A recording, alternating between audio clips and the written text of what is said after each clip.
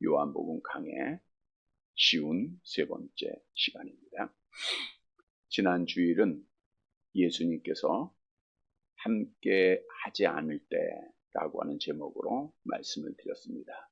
이 땅에 살아가는 동안 예수님이 나와 함께 한다라고 느끼게 되면 감사가 있고 기쁨이 있고 찬양이 있고 행복한 천국의 삶을 누리게 됩니다. 그러나 하나님께서 떠나셨다, 함께하지 않으셨다라고 하면 불평이 생기고 원망이 생기고 절망에 빠지게 되고 지옥 같은 삶을 살게 되어 있습니다. 따라서 하나님의 은혜로 접붙임받은 하나님의 자녀들은 예수님을 떠나서도 안 되고 예수님께서 떠나셔도 안 됩니다. 그러니까 예수님이 꼭 함께하는 자가 되어야 됩니다. 지난 주일은 예수님께서 어떤 때 함께하지 아니하시는가에 대해서 말씀을 드렸는데, 먼저는 죄를 가지고 있을 때 예수님이 함께하지 않으신다는 거예요.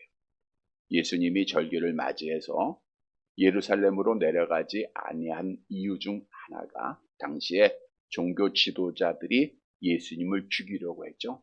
근데 예수님을 죽이려고 한 이유가 자기들의 죄악이 드러날까봐 예수님을 미워하고 시기하고 죽이려고 했다는 거예요. 그래서 예수님은 죄악을 가지고 있는 자들과 함께하지 아니하시고 만나주지 않았다는 거죠. 마찬가지입니다. 우리가 하나님의 은혜로 구원받았다 할지라도 죄를 가지고 있으면 예수님과 거리가 생겨요. 예수님이 함께하지 않으신다는 거예요. 그래서 예수님이 함께하는 자는 회개하는 자입니다. 죄를 짓지 않는 자가 아니라 죄를 깨닫고 회개하는 자가 돼야 돼요. 또한 예수님이 함께하지 아니하는 자는 세상에 소망을 두고 사랑하는 자입니다. 당시에 예수님의 동생들이 갈릴리에서 6개월 동안 예수님께서 많은 이적 기석 행하시고 또 많은 사람을 권면하는 것을 보고 당시에 절기에 수백만이 모여있는 예루살렘으로 가서 그들에게 기적을 행하고 그들에게 하나님의 복음을 전해서 높아지는 사람이 되라, 왕이 되라 그거예요. 그러면 우리가 세속적으로 한 자리는 할 수 있지 않을까라고 하는 기대를 가지고 있었어요. 다시 말하면 예수님의 동생들은 예수님을 믿지 않고 예수님을 세상적으로 소망하며 따랐다는 거예요. 그래서 예수님이 그들과 함께하지 않고 초막절에 예루살렘에 내려가지 않으셨다는 거죠. 마찬가지로 우리도 세상 것 사랑하고 세상 것 바라보고 세상 것 소망하면 우리 주님이 함께하지 않는다는 거예요. 바꿔 얘기하면 하나님을 먼저 사랑하고 하나님의 나라를 소망할 때 주님이 우리와 함께하는 자가 되죠. 그런 성도들이 되어야 됩니다. 또한 마지막으로 예수님이 함께하지 아니하는 자는 세상으로부터 미움을 받지 않는 자입니다. 우리 예수님이 동생들에게 그런 얘기 하잖아요. 세상이 너희를 미워하지 아니하는 것은 너희가 세상에 속한 자다. 세상이 나를 미워하는 것은 내가 세상에 속하지 않았기 때문이다. 그래서 그들과 함께하지 않아요. 다시 말하면 세상에서 미워하지 않는 자는 신앙생활을 제대로 하지 못하는 자들이, 마귀가 시험하지도 않는 자, 마귀가 공격하지 않는 자, 이런 자들은 주님이 함께하지 않습니다. 그러나 세상에서 믿음 지키다가 의를 위해서 고난당하고 박해받는 것, 이게 신앙의 길이에요. 그러한 자들과 주님이 함께 하시고 피할 길 주시고 감당하게 하신다라고 하는 사실입니다. 따라서 주셨던 말씀을 다시 한번 잘 기억해서 예수님이 늘 함께하는 자가 되어서 이 땅에 사는 동안 천국의 삶을 누리다가 약속된 복을 받는 사랑하는 성도들이 되시기를 주님의 이름으로 다시 한번 간절히 바랍니다. 여러분, 우리가 하나님의 은혜로 예수를 그리스도로 믿고 하나님의 자녀되는 권세를 얻었다고 해서 우리의 신앙생활이 거기서 중단되는 것이 아닙니다. 우리의 신앙생활은 마지막까지 끝까지 가야 합니다. 예수님이 오실 때까지, 또 내가 하나님 앞에 부를 받을 때까지 끝까지 성장을 해야 돼요. 마치 육신의 아이가 태어나서 성장하듯 우리가 영적으로 자라나야 돼요. 그래서 성경은 예수님에게까지 너희가 자라나야 되고 그 자라나는 사람을 온전한 사람이라고 칭하고 있죠. 에베소서 4장 13절 말씀 함께 봅니다. 우리가 다 하나님의 아들을 믿는 것과 아는 일에 하나가 되어 온전한 사람을 이루어 그리스도의 장성한 분량이 충만한 데까지 이르르니 그리스도의 장성한 분량에 충만한 데까지 날마다 성장해가는 온전한 사람이 되어야 된다는 거예요. 그래서 우리 예수님께서도 우리에게 명령을 내렸죠. 암송해 볼게요. 마태복음 5장 48절. 그러므로 하늘에 계신 너의 아버지의 온전하신 것 같이 너희도 온전하라. 여기서 온전이라는 것은 흠이 없고 정결하고 완전하다, 이런 뜻입니다. 그럼 너희도 온전하라 했는데, 그럼 과연 이 땅에 있는 사람들 중 온전한 사람, 흠이 없고 정결하고 완전한 사람이 있을 수 있는가? 있을 수 있어요? 없어요? 우리는 다 죄로 오염된 죄인이기 때문에 이 땅에는 온전한 사람이 있을 수 없습니다. 그래서 성경도 의인은 없나니 하나도 없다. 모든 사람이 뭘 범해요? 죄를 범하여서 하나님의 영광에 이를 수 없다라고 말씀하고 있습니다. 그러나 성경에 보니까 온전한 사람을 소개하고 있다는 거예요. 창세기 6장 9절 말씀 봅니다.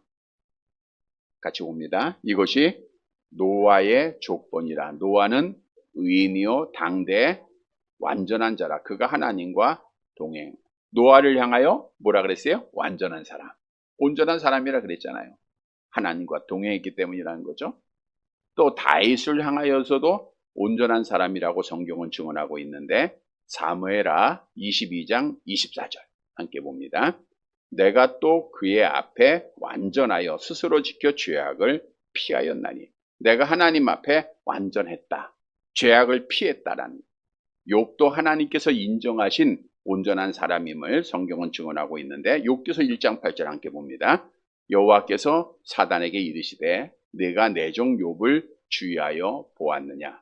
그와 같이 온전하고 정직하여 하나님을 경외하며 악에서 떠난 자는 세상에 없느니라.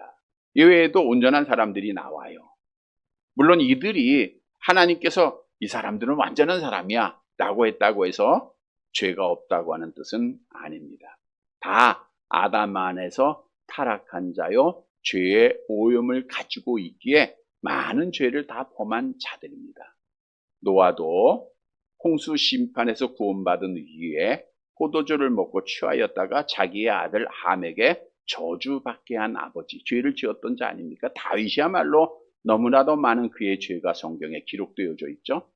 밧세바를 취하고 그의 남편 우리아를 죽이고, 다윗 왕이 무서워서 블레셋에 도망가고, 그러니까 하나님의 뜻에 따라 행하지 못한 일들이 너무나도 많은 죄를 가지고 있어요. 욥도 처음에는 믿음을 잘 지켰지만 우리가 욥기서를 쭉 보면 나중에 너무나도 많이 힘드니까 자기의 생일도 저주하고 원망도 해보지 않습니까? 이것은 다 연약한 인간이었다고 하는 사실을 우리에게 증언해주고 있는 거예요. 그럼에도 불구하고 하나님께서는 이들을 향하여 누구라 그랬다고요? 온전한 사람이라 했어요.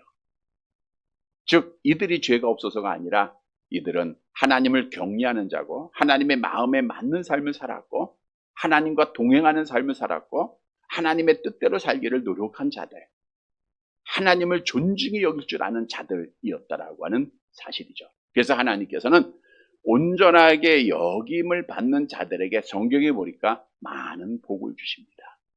하나님께서 아브라함을 온전하게 여기시고 복에 근원되게 하셨죠.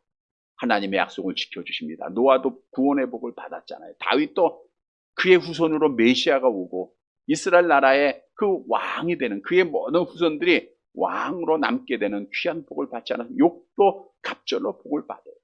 그러니까 하나님 앞에 온전하게 여김을 받는 자는 하나님 앞에 복을 받게 돼 있어요. 물론 이 땅의 복은 물론 하나님의 나라에 약속된 복을 받게 되는 거예요. 그래서 우리는 온전한 사람이 되어야 돼요. 오늘 본문의 말씀은 우리 온전한 사람의 모습의 본을 예수님이 보이십니다. 그래서 예수님의 모습을 통해서 온전한 사람으로 우리도 살아가 하나님 앞에 온전한 사람으로 인정받아서 이 땅에서도 복을 받고 마지막 약속된 복을 받는 사랑하는 성도들이 되시기를 간절히 바랍니다.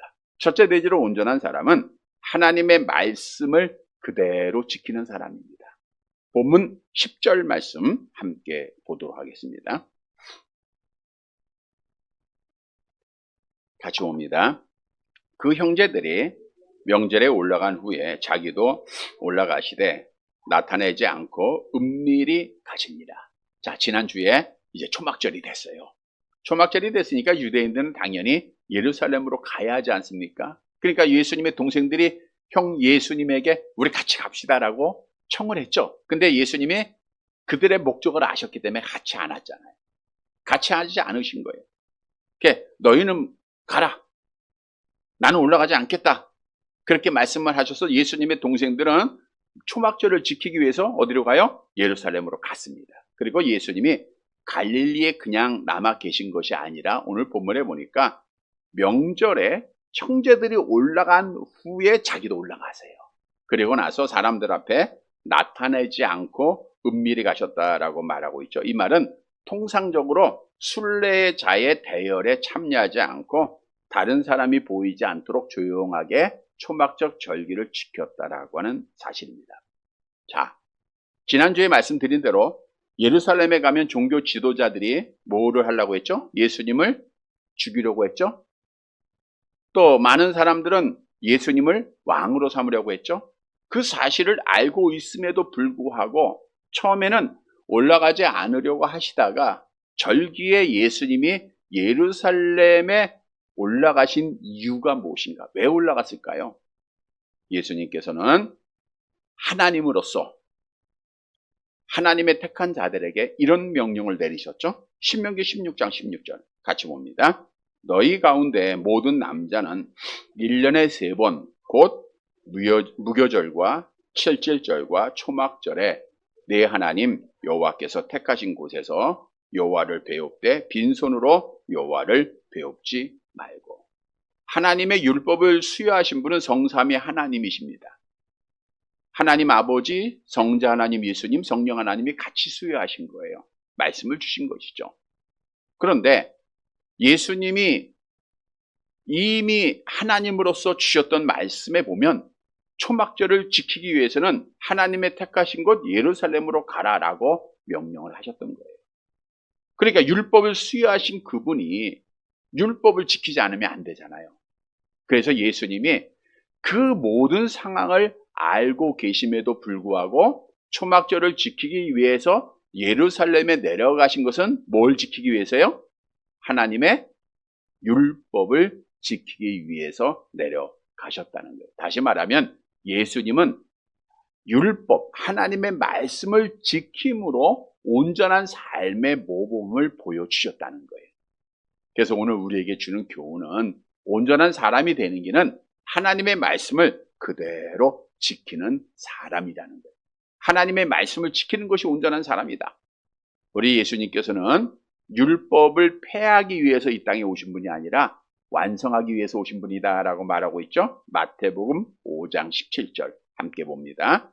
내가 율법이나 선지자를 폐하러 온 줄로 생각하지 말라. 폐하러 온 것이 아니요 완전하게 하려 함이라. 예수님이 구약의 율법을 무효화시키기 위해서 오신 것이 아닙니다. 그래서 어떤 분들은 구약의 율법은 필요 없어. 우리는 신약시대니까 신약의 말씀만 지키면 돼 라고 주장도 하는데 예수님이 완성하시기 위해서 오셨지 폐하기 위해서 오신 것이 아닙니다. 물론 구약의 말씀이 말씀드린 대로 신약에 변경된 것이 있어요. 안식일이 토요일에서 주일로 변경이 되었다든가 또 구약의 율법에 보면 오른뺨을 치면 어떻게 돼요? 나도 한 대 쳐야 되죠. 사람이 죽이면 나도 죽여야 되고 이런 보복법이 있었지만 예수님이 사랑법으로 마태복음 5장을 통해서 바꿔놓으셨어요. 율법에 보면 먹지 못할 음식들이 있어요. 그러나 신약에서는 예수님이 다 정결하게 하셨어요. 그래서 우리는 신약시대이기 때문에 구약의 율법이 계속 이어지는 것은 계속 지키면 됩니다. 그러나 변경된 것은 어리석게 구약의 말씀을 지키는 것이 아니라 신약의 말씀을 계속해서 지켜가면 되는 거예요. 어떻든 성경 말씀은 처음부터 마지막까지 우리에게 주신 하나님의 말씀입니다. 우리가 잘 아는 말씀 있죠. 암송해 볼까요? 베드로후서 1장 21절 예언은 언제든지 사람의 뜻으로 낸 것이 아니요 오직 성령의 감동하심을 입은 사람들이 하나님께 받아 말한 하나님의 말씀. 그러니까 성경은 누구의 말씀이에요? 하나님의 말씀.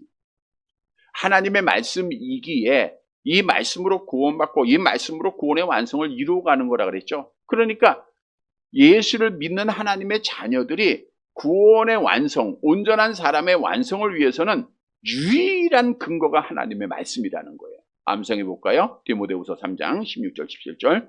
모든 성경은 하나님의 감동으로 된 것으로 교훈과 책망과 바르게 함과 의로 교육하기에 유익하니 이는 하나님의 사람으로 온전하게 하며 모든 선한 일을 행할 능력을 갖추게 하라. 이는 하나님의 말씀은 하나님의 사람으로 온전하게 해요. 이 말씀은 우리에게 교훈을 줍니다. 너 이렇게 살아야 돼. 이건 하지 말아야 돼. 책망을 해요. 왜 그랬느냐? 바른 길로 인도하는 거예요. 그러니까 하나님의 말씀을 따라 행하는 것이 우리가 온전한 사람이 되는 거예요. 우리 예수님이 그 모습의 본을 보여주셨다는 거예요. 그래서 성경 66권은 중요한 것, 중요하지 않은 것, 크고 작은 것이 없어요. 그대로 다 지켜야 됩니다. 우리 예수님 당시에 종교 지도자들은 유대인들에게 어떻게 교육했냐면, 야, 이 계명은 덜 중요해. 그건 지키지 않아도 돼. 그러나 이 계명은 중요한 거니까 이건 지켜야 돼. 이런 식으로 계명에 그 무게를 달아서 어떤 것은 지키도록 어떤 것은 지키지 않도록 교육을 했던 거예요. 그래서 예수님께서 그런 말씀하셨죠. 마태복음 5장 19절 함께 봅니다. 그러므로 누구든지 이 계명 중에 지극히 작은 것 하나라도 버리고 또 그같이 사람을 가르치는 자는 천국에서 지극히 작다 일컬음을 받을 것이요 누구든지 이를 행하며 가르치는 자는 천국에서 크다 일컬음을 받으리라. 하나님의 말씀을 그대로 지키는 자, 소홀하지 않게 행하는 자가 온전한 사람으로 하나님 앞에 칭찬받게 된다는 거예요. 예를 들면 우리가 10계명이 있어요. 어느 계명이 가장 중요하죠? 1계명이 중요해요? 10계명이 중요해요? 1계명이 중요하죠. 그렇다고 해서 10계명은 안 중요하니까 지키지 말아도 된다. 이게 아니라는 거예요. 10계명도 지켜야 된다는 거예요. 그러니까 성경에는 비중이 다 하나님의 말씀이에요. 다 우리에게 유익된 겁니다. 그래서 성경 66권의 말씀을 그대로 지켜가는 것이 온전한 사람임을 예수님이 보이셨고 성경이 말씀하는 거예요. 디도서 1장 9절 함께 봅니다. 믿은 말씀의 가르침을 그대로 지켜야 하리니 이는 능히 바른 교훈으로 권면하고 거슬러 말하는 자들을 책망하게 하려 함이라. 믿은 말씀을 가르침을 그대로 지키라 그랬잖아요. 여기서 그대로라는 것은 그냥 말 그대로입니다. 뜻이 그대로. 성경 66권 1.1에게라도 변함이 없어요. 그대로 지키면 돼요. 주일 성수? 오늘날 교인들은 어때요? 내 생각, 내 형편, 내 상황이 앞서잖아요. 이러면 우리 하나님도 이해하실 거야. 봐주실 거야. 우리 하나님 말씀 어긋나는 거 안 봐주십니다. 사람은 봐줘요. 그러니까 우리가 어떤 사정이 생기면 사람 앞에 가서 내가 이런 상황이라 이렇게 못하겠고 봐줘요. 특히 이제 장례식에 간다 그러면 학교도 빼앗게 하고 다 봐주죠. 근데 하나님 앞에 나 장례식이니까 주일 봐주고 이거 안 봐줍니다. 하나님은. 하나님의 말씀은 그대로 해야 돼요. 그대로. 근데 오늘날 자기 생각대로 기준을 세우는 자들이 있죠. 자기의 상황을 하나님의 말씀보다 앞세우기도 하죠. 여러분, 하나님의 말씀은 그대로 지키는 거예요. 우리가 하나님의 말씀을 지키는 것이 얼마나 중요한 것인가에 대해서는 여러 번 말씀을 드렸습니다. 어려워도 힘들어도 한 걸음 한 걸음 온전한 사람에 가까워지기 위해서는 말씀 그대로 지키는 것밖에 없어요. 성경 말씀대로 예배하고 성경 말씀대로 헌신하고 말씀대로 행하는 것이 하나님께서 주신 말씀이기 때문에 하나님을 존중히 여기는 겁니다. 그래서 성경도 하나님의 말씀을 행하는 자가 하나님 존중히 여기잖아요. 그러니까 하나님이 그 사람들을 존중히 여길 것을 말씀해주고 있죠. 사무엘상 2장 30절 함께 봅니다. 나를 존중히 여기는 자를 내가 존중히 여기고 나를 멸시하는 자를 내가 경멸하리라. 엘리의 제사장의 두 아들이었던 홈리와 비나스가 하나님의 말씀을 경히 여겨요. 이건 버려도 되겠지. 내 생각대로 해도 되겠지. 제사를 안 드린 게 아닙니다. 그러나 하나님 앞에 버림받아서 비참하게 온 가족이 죽임을 당하죠. 여러분, 하나님의 말씀을 버리면 믿음을 지킬 수가 없어요. 세상과 타협하고 그래 말씀을 좀 잠재우면 순간은 편할 수 있을지 몰라도 결코 믿음을 못 지킵니다. 그래서 어려워도 말씀대로 행하는 것밖에 없어요. 이 말씀대로 우리가 열심히 지키고 행할 때 여호와 하나님이 나를 존중히 여기시고 나와 함께 하심을 성경은 말씀하고 있죠. 레위기서 18장 4절 함께 봅니다. 너희는 내 법도를 따르며 내 규례를 지켜 그대로 행하라. 나는 너희 하나님 여호와니라. 여호와가 되세요. 하나님이 법도의 말씀을 그대로 지키는 자 하나님이 함께 하시는 거예요. 사드락 메삭 아벳느고가 하나님의 말씀 나 외에 다른 신을 내게 두지 말라 이 말씀 그대로 지키다가 비록 풀무불에 던짐은 받았지만 하나님께서 함께 하시잖아요. 하나님께서 구원해 주시잖아요. 하나님이 사랑해 주시잖아요. 그래서 성경에도 하나님의 계명을 지키는 자가 하나님의 사랑을 받을 자임을 우리에게 약속한 말씀이 있죠. 암송합니다. 요한복음 14장 21절 나의 계명을 지키는 자라야 나를 사랑하는 자니 나를 사랑하는 자는 내 아버지께 사랑을 받을 것이요 나도 그를 사랑하여 그에게 나를 나타내리라. 하나님이 사랑하는 자는 말씀 그대로 지키는 자입니다. 여러분 예수님은 하나님 아버지의 말씀에 따라 이 땅에 오셨고 말씀에 따라 생활하셨고 그 말씀 따라 100% 그대로 순종하여 온전한 삶의 모범을 보이셨어요. 그래서 온전한 사람은 말씀을 보고 듣는 자가 아니라 지키는 자입니다. 야고보서 1장 25절 함께 봅니다. 자유롭게 하는 온전한 율법을 들여다보고 있는 자는 듣고 잊어버린 자가 아니요 실천하는 자는 이 사람은 그 행하는 일에 복을 받으리라. 율법을 완전한 말씀을 그냥 읽기만 하고 듣기만 한 자가 아니라 행하는 자가 온전한 사람이에요. 보세요. 오늘 말씀 예수님이 초막절에 예루살렘에 가기를 원했어요? 안 원하셨어요? 가지 않기를 원했잖아요. 나를 죽이려고 해. 죄 많은 곳이잖아. 나를 왕으로 삼으려 해. 하나님의 아버지 때가 되지 않기 때문에 안 가려고 그러고 하셨지만 누구의 말씀이에요? 하나님의 말씀이니까. 그 말씀에 그대로 순종하는 거예요. 여러분 성경 말씀이 내 마음에 안 맞을 때도 있어요. 내 생각하고 틀릴 때도 있습니다. 그러나 우리는 하나님의 말씀이니까 이것이 주의 명령이니까 지켜가는 거예요. 이렇게 하나님의 말씀을 하나하나 지켜갈 때 우리는 예수님처럼 온전한 사람으로 성장하고 하나님께 영광을 드리고 하나님이 존귀 여기는 자가 되는 거예요. 어려운 길 아닙니다. 하나님의 말씀 어렵지 않다 그랬잖아요. 성도 여러분, 우리가 지금까지 하나님의 말씀 붙잡고 말씀대로 믿음 지켰어요. 앞으로도 마찬가지입니다. 성경 말씀만이 우리를 온전한 사람으로 성장하고 그 길만이 하나님 앞에 복을 받게 하는 길임을 알고 성경 말씀 열심히 읽고 읽는데 그쳐서는 안 되고 그 말씀대로 행하여서 온전한 사람으로 하나님께 영광 돌리고 하나님 앞에 존귀하게 여김을 받는 사랑하는 성도들이 되시기를 간절히 바랍니다. 두 번째로 온전한 사람은 마귀의 집요한 공격을 이기는 사람이에요. 그러니까 마귀의 공격으로부터 믿음을 지키는 자가 온전한 사람입니다. 당연하죠. 마귀가 우리를 막 공격하는데 마귀의 공격에 넘어져요. 쓰러져요. 그러면 믿음 못 지키잖아요. 이거 온전한 사람이 아니에요. 본문 11절 말씀 봅니다.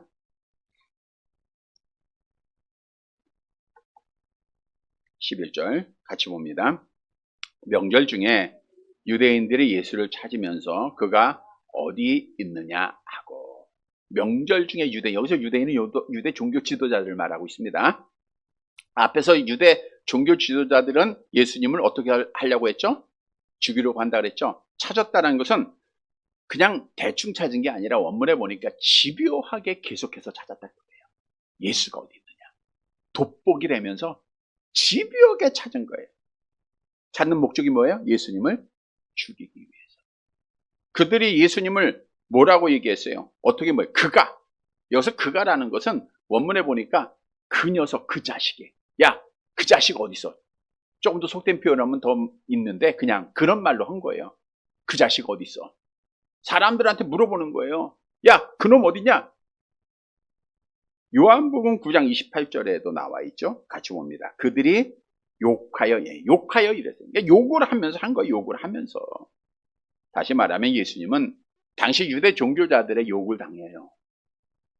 또 집요하게 공격을 합니다. 죽이려고 해요. 그럼에도 불구하고 예수님은 당당하게 믿음을 지키세요. 말씀을 지켰죠. 초막절 지켰죠. 물론 이후에 예수님이 그들의 공격에 의하여 십자가의 죽으심을 당하셨지만 거기서 끝난 게 아니죠. 예수님은 어떻게 하셨어요? 3일 만에 약속대로 부활하심으로 집요한 마귀의 공격을 이기고 승리했습니다. 여러분, 우리 예수님은 처음부터 집요한 공격을 당했어요. 공생이 시작할 때 그 마귀가 와서 시험하잖아요. 죽이려고 하잖아요. 얼마나 많은 시험을 했습니까? 그러나 집요한 공격을 다 이기고 승리하심으로 그 삶을 우리에게 모범으로 보여주신 거예요. 너희도 온전한 삶, 나처럼 살기 위해서는 마귀의 집요한 공격을 이기는 자가 되라는 거예요. 이것이 오늘 우리에게 주는 교훈입니다. 마귀의 시험에 쓰러는 자가 믿음 지키는 자가 아니라 집요한 마귀의 공격에 이기는 자가 믿음을 지키는 온전한 사람, 이런 성도들 되시기를 바랍니다. 그러면 악한 영의 존재를 다시 한번 생각을 해야죠. 악한 영은 누가 만들었죠? 하나님이요? 네, 하나님은 안 만드셨어요. 하나님은 천사만 창조하셨는데, 물론 성경에 천사를 몇째 날 창조하셨냐 말씀하고 있지 않기에 모를 뿐이에요. 우리가 하나님이 알려주는 것만 알아야죠. 근데 성경에 하나님이 천사를 창조하셨다고 말씀은 하고 있어요. 근데 이 하나님 앞에 창조함을 받은 천사의 목적은 오직 하나님을 찬양하고 성도를 도와주는 그런 일들을 하기 위해서 창조를 받은 거예요. 그러니까 하나님을 영화롭게 해야 돼요. 하나님은 우주천지 만물을 창조한 목적, 우리 인간을 창조한 목적, 천사를 창조한 목적은 다 하나예요. 뭐예요? 영광을 받기 위해서. 그런데 그 천사 중 루시퍼라고 하는 계명성, 즉 빛을 내는 천사, 이런 뜻인데 천사장입니다. 천사장. 이 천사장이 가만히 보니까 자기가 높아지기를 원했던 거예요. 그래서 하나님이 받으셔야 할 영광을 가로챕니다. 그러니까 다른 천사들을 자기가 천사장이니까 나를 영화롭게 하라는 거예요. 중간에서 영광을 가로채는 거예요. 그래서 결국 높아지려다가 하나님 아버지 앞에 심판을 받게 해서 이 땅에 떨어지게 됩니다. 이사야서 14장 12절에서 15절 말씀이 있죠. 같이 봅니다. 너 아침의 아들 계명성이여, 어찌 그리 하늘에서 떨어졌으며 너 열국을 엎은 자여, 어찌 그리 땅에 찍혔는고. 내가 네 마음에 이르기를 내가 하늘에 올라 하나님의 뭇별 위에 내 자리를 높이리라. 내가 북극 지폐의 산 위에 앉으리라. 가장 높은 구름에 올라가 지극히 높은 이와 같아지리라 하는도다. 그러나 이제 내가 스올 곧 구덩이 맨 밑에 떨어짐을 당하리이다. 말씀해 보니까 이 빛을 내는 천사 계명성 루시퍼죠. 루시퍼가 결국은 하나님 앞에 심판을 받아요. 하나님 자리에 높아지려다가 심판을 받고 이 땅에 떨어져요. 근데 이 루시퍼가 계명성이 심판을 받을 때 혼자 떨어진 것이 아니죠. 계시록 12장 4절 함께 봅니다. 그 꼬리가 하늘의 별 3분의 1을 끌어다가 땅에 던지는. 그러니까 하나님이 얼마의 천사를 창조했는지 모르겠지만 수 없는 천사입니다. 그중 3분의 1이 이 루시퍼에 의해서 이 땅에 떨어진 거예요. 그래서 악한 영의 존재의 목적은 하나님을 영화롭게 하는 게 아니잖아요. 지옥 가게 하는 거예요. 하나님의 백성들 시험하고 공격해서 지옥 가게 하는 것. 그것이 악한 영의 목적이 돼버린 거예요. 그래서 도둑이 오는 것은 뭐예요? 도둑질하고 죽이고 멸망시키려는 것뿐이다. 그러니까 하나님 앞에 택감받지 않는 자들은 이미 멸망의 자식이니까 소용이 대상이 아니고요. 예수 믿는다고 하는 하나님의 자녀들을 멸망의 길로 인도하는 것이 악한 영의 목적이 된 거예요. 그러니까 그들을 지옥으로 인도하기 위해서는 어떻게 해야 돼요? 계속해서 집요하게 공격을 해야 한다는 거예요. 베드로전서 5장 8절에도 악한 마귀가 우리를 어떻게 공격하는가를 말씀해주고 있죠. 같이 봅니다. 근신하라 깨어라. 너희 대적 마귀가 우는 사자같이 두루다니며 삼킬 자를 찾는다. 여기서 우는 사자는 으르렁거리는 사자예요. 여러분, 사자가 으르렁거릴 때 얼마나 무섭습니까? 배가 고플 때 먹이를 찾아 헤매고 있는 사자를 말하고 있는 거예요. 우렁거린다. 시편 22편 13절 함께 봅니다. 내게 그 입이 벌림이 찢으며 부르짖는 사자. 그러니까 다윗에게 악한 영의 공격을 이렇게 표현한 거예요. 부르짖는 사자 같다. 똑같은 얘기입니다. 여러분, 이 악한 마귀는요, 집요해요. 정말 집요합니다.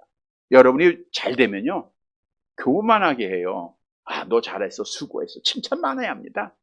그럼 스스로 높아지죠. 누구의 영광이 가려져요? 하나님의 영광이 가려지다. 또 잘못됐으면 절망의 깊은 수렁에 빠지게 해요. 그거 안 되잖아. 하나님 너 도 안 줘.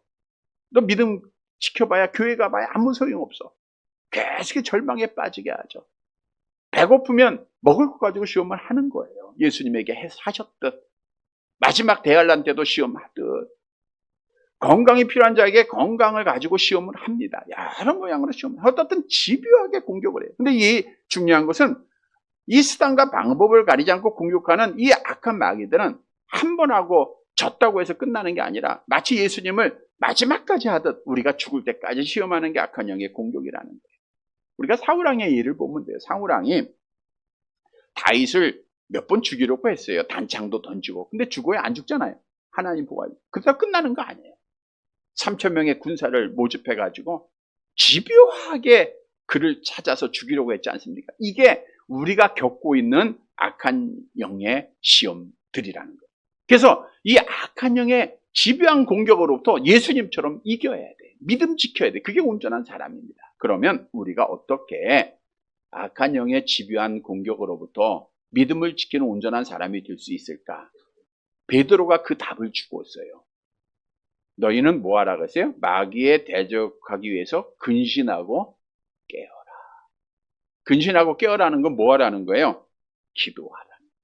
베드로가 이 권면을 준 거는요, 자기가 친히 경험했기 때문입니다. 우리가 아는 대로 베드로는 겟세마네 동산에서 예수님이 야, 나와 함께 기도해 라고 요구를 받았지만 피곤하다고 생각하고 잠잤잖아요. 기도하지 않았잖아요.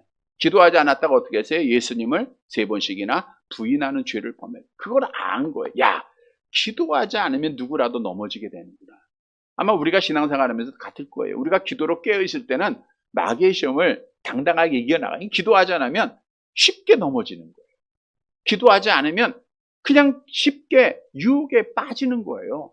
기도하지 않으면 믿음을 못 지키는 거예요. 너무나도 많이 권면을 합니다. 그래서 성경도 예수님이 말씀하셨잖아요. 마태복음 26장 41절 같이 봅니다. 시험에 들지 않게 깨어 기도하라. 너희가 마귀의 집요한 공격을 이기기 위해서는 깨어 있어야 된다는 거예요. 그래서 여러분 지금은 마지막 때입니다. 악한 마귀들은 마지막에 더 발악을 해요. 어떻게든 우리 천국 가는 거 막아야 되잖아요. 수없이 시험을 합니다. 그래서 베드로가 다시 한번 권면합니다. 베드로전서 4장 7절 같이 봅니다. 만물의 마지막이 가까이 왔으니 그러므로 너희는 정신을 차리고 근신하여 기도하라. 가까이 왔다라고 하는 것은 완료 시제예요. 이미 와 있다 그 뜻이에요. 이미 와 있다. 여러 번 비유해 드린 대로 문만 안 열었지 문만 열면 끝입니다. 나의 죽음이 가까이 왔고요. 예수님의 재림이 가까이 왔어요. 우리가 해야 할 일은 뭐예요? 정신 차리고 뭐 해야 돼요? 깨어 기도해야 돼요. 이런 성도들이 되시기를 바랍니다. 또한 기도는 여호와 하나님의 능력을 구하는 거예요. 역대상 16장 11절 같이 봅니다. 여호와와 그의 능력을 구할지어다. 항상 그의 얼굴을 찾을지어다. 마귀의 집요한 공격을 이기기 위해서는 내 힘으로 안 돼요. 마귀가 나보다 지혜롭잖아요. 똑똑해요. 그러니까 여호와의 능력을 구하는 거예요. 그게 기도입니다. 물론 기도할 때 우리가 기도대로 되지 않고 넘어질 때가 참 많죠. 그때마다 마귀가 이렇게 말을 합니다. 욥기서 21장 15절 같이 봅니다. 전능자가 누구이기에 우리가 섬기며 우리가 그에게 기도한들 무슨 소용이 있으리랴 하오나. 그러니까 악한 마귀는 야, 기도해봐야 소용없어. 그걸 어떻게 기도해? 기도해도 안 돼. 악한 마귀가 주는 음성이에요. 그러나 우리 주님은 뭐라고 약속하셨어요? 시편 50편 15절 같이 봅니다. 환난 날에 나를 부르라. 내가 너를 건지리니 내가 나를 영화롭게 하리라. 나를 부르면 내가 너를 건져주시겠다. 하나님의 약속이에요. 기도하라. 성령은 기도하라라고 해요. 악한 마귀는 기도할 필요가 없다고 합니다. 누구의 말에 귀를 기울여야 돼요? 하나님의 말에 귀를 기울이고 기도해야 됩니다. 기도할 때 승리가 있어요. 모세가 기도할 때 아말렉과 전쟁에 승리했잖아요. 엘리야가 기도할 때 하늘에서 불이 내렸잖아요. 히스기야가 기도할 때 15년 더 살았잖아요. 뭐 수없는 증거들이죠. 기도할 때 옥문이 열리고 착고가 풀어지고 기도할 때 죽은 자가 살아나고 기도할 때 병 고침 당하고 기도할 때 불안이 떠나가고, 여러분 기도하는 자에게 하나님의 기적의 은혜가 있어요. 성도 여러분, 예수님은 기도로 깨어 있어 악한 마귀의 집요한 공격을 이기시고 믿음을 지키는 온전한 모습을 우리에게 교훈하고 있어요. 우리도 날마다 기도로 깨어 있어서 악한 마귀의 집요한 공격으로부터 믿음 지켜서 온전한 사람으로 하나님께 영광을 돌리는 사랑하는 성도들이 되시기를 간절히 바랍니다. 세 번째로 온전한 사람은 긍정적인 사람입니다. 긍정적인 사람이 온전한 사람이고 믿음 지키는 자고 복받는 자예요. 요한복음 7장 오늘 본문 12절 말씀 함께 보도록 하겠습니다. 같이 봅니다. 예수에 대하여 무리 중에서 수군거림이 많아 어떤 사람은 좋은 사람이라 하며 어떤 사람은 아니라 무리를 미혹한다 하니. 그러니까 초막절에 수백만 명의 유대인들이 예루살렘에 모였는데 이 말이라는 건 소문 있지 않습니까? 그러니까 예수님의 이적 또 말씀을 직접 들은 사람들도 있고 그 사람들이 자기만 보고 듣고 있는 게 아니라 얘기하잖아요. 야, 내가 어떤 사람을 봤는데, 예수라는 사람을 봤는데 이런 일을 행했어. 그래서 계속 그 소문이 퍼져나가는 거예요. 말 소문은 빠릅니다, 여러분. 한국에 일어난 일이 미국에서도 금방 알아요. 소문은 엄청 빨라요. 그러니까 당시에 모인 사람들이 수군수군대는 거예요. 수군거렸다는 것은 속삭였다라는 거예요. 속삭였다. 그들은 자기들끼리 속삭이는 거예요. 어떻게 속삭이냐? 어떤 사람은 예수를 누구라?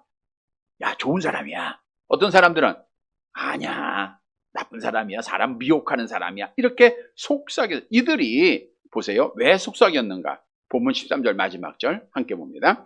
그러나 유대인들을 두려워함으로 드러나게 그에 대하여 말하는 자가 없더라. 왜 유대인들을 두려워했죠? 종교 지도자들을 두려워했다는 거예요. 요한복음 12장 42절 말씀이 답을 주고 있죠. 같이 봅니다. 그러나 관리 중에도 그를 믿는 자가 많대 바리새인들 때문에 드러나게 말하지 못하니 이는 출교를 당할까 두려워. 그러니까 예수를 믿고 따르면 출교당하는 거예요. 그러니까 출교당한다는 것은 종교사회의 유대인들에게는 사형 선고입니다. 아무것도 할 수가 없어요. 그래서 조용하게 자기들끼리 수군거려요. 뭐라고? 예수에 대해서 좋은 사람이다, 나쁜 사람이다. 여기 보면 예수님의 소문 듣고 예수님의 이적을 행하고 좋은 사람이다라고 생각하고 말하는 사람은 긍정적인 사람이에요. 예수님에 대해서 긍정적인 사람이잖아요. 근데 그걸 다 보고 들었음에도 불구하고 예수님 나쁜 사람이야, 사람 미혹하는 사람이야 라고 말하는 사람은 부정적인 사람이었다. 여러분, 예수님은 항상 긍정적인 사람입니다. 중요한 사실은 그 긍정과 부정, 우리도 보면 신앙생활 할 때 어떤 사람 참 긍정적이야 이런 사람이 있고 어떤 사람 참 부정적이다 이런 사람들이 있죠. 누구나 긍정적인 사람, 부정적인 사람이 있어요. 근데 중요한 사실은 긍정적인 사람과 부정적인 사람의 결과는 다르다는 거예요. 우리가 너무나도 잘 알고 있는 비유 중 이스라엘 백성들이 애굽에서 구원받아서 가데스 바네아에서 12명의 정탐꾼을 보냅니다. 가나안을 정탐하고 12명이 돌아와서 보고를 하는데 10명의 보고자들이 부정적인 보고, 똑같은 시간 똑같은 것을 보고 나가서도 부정적인 보고를 하잖아요. 볼까요? 민수기 13장 31절 함께 봅니다. 그와 함께 올라갔던 사람들은 이르되 우리가 능히 올라가서 그 백성을 치지 못하리라고. 그들은 우리보다 강하니라. 이렇게 부정적인 보고를 해요. 그들은 신장이 장대하고 우리는 메뚜기 같아. 근데 중요한 것은 이 부정적인 말이라고 하는 것은 파장을 일으켜요. 물론 긍정적인 말도 마찬가지지만 파장을 일으키는 것은 다른 사람에게 영향을 미쳐요. 말은 생명력이 있습니다. 죽지 않아요. 여러분들이 한 말 한 거 죽지 않습니다. 누구에게가 들어가고 있고요. 결국 하나님 앞에 그 말에 따라서 심판받게 되는 거예요. 말이 이래서 중요해요. 근데 이 말이 파장을 일으켜서 어떤 결과를 가져왔죠? 민수기 14장 1절 2절 같이 봅니다. 온 회중이 소리를 높여 부르짖으며 백성이 밤새도록 통곡하였더라. 이스라엘 자손이 다 모세와 아론을 원망하여 온 회중이 그들에게 이르되 우리가 애굽 땅에서 죽었거나 이 광야에서 죽었으면 좋았을 것을. 그래서 결국 다 죽어요. 말대로 되는 거예요. 말대로. 부정적인 사람이 되면요, 원망이 생겨요. 불평이 생겨요.